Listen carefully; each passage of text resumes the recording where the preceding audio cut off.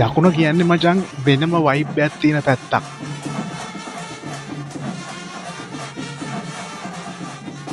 කාවඩි කියන්නේ මචං ඇත්තරම හදවතේ තියෙන්නේ මචං හදවතේ.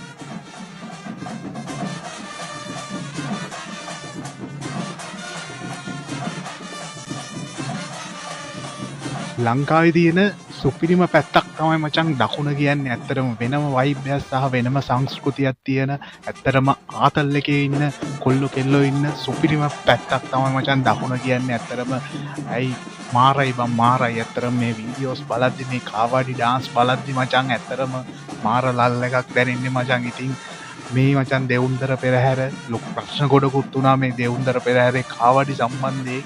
ඒත් ඒ බාධක හැම දෙයක්ම වැද්දේ මචං. කොල්ලෝ ටික කාවඩි නටනවා මචං. ඇත්තරම සතුටුයි. මේ වීඩියෝ එක හැමෝටම බලන්න ෂෙයා කරන්න කියලාත් ආදරෙන් ඉල්ලනවා මචං.